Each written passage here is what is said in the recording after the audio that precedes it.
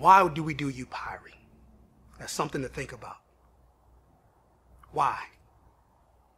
I'll tell you why. The reason why we do Upyri is to connect, reconnect, or reconcile with God, since God is love. And I'll explain further. In Matthew 22:37 and 39, Jesus said, to love the Lord thy God with all thy might, all thy heart, and all thy soul. That is the first and the great commandment I give to you, which is rooted in love. But look at the second. It says to love thy neighbor as you love yourself, which is rooted in love. The point here is that since God is love, to connect, reconnect, or reconcile with God, we have to do that in love, a perfect love.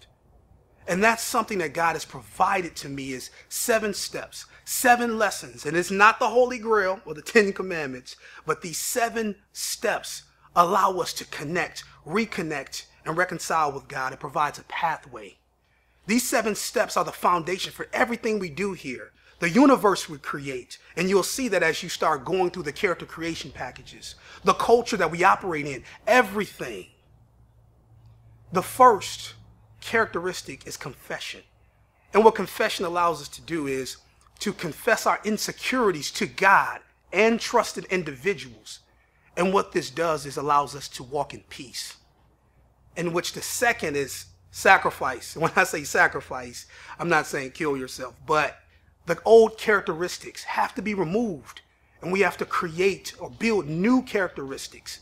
And once this is done, we're able to walk in honesty and in truth, which then gives us understanding, the third characteristic. And in understanding, it provides clarity to where we're now able to comprehend different perspectives before making judgment. Which brings us to the fourth characteristic, which is one of the most powerful ones and one of the most important, which is love.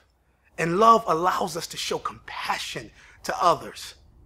It allows us to show compassion but still remain ourselves. And the fifth is discipline. Discipline, from the first 4 characteristics, discipline allows us to build a knowledge base around these things, to learn more, to know more, to seek more. It allows us to instill unity. It allows us to agree to disagree in peace. The fifth is diligence. And what diligence provides is a consistency to everything that we stated beforehand. And this helps us to build or enhance characteristics such as patience, temperance, meekness, and ultimately faith. Which leads us to the final. And this is where we're able to hear God's voice. We're able to hear the instruction from God. And this is obedience. And in this one, you make the choice to choose whether you want to be obedient or not. These 7 steps, these 7 lessons, they portray a perfect love.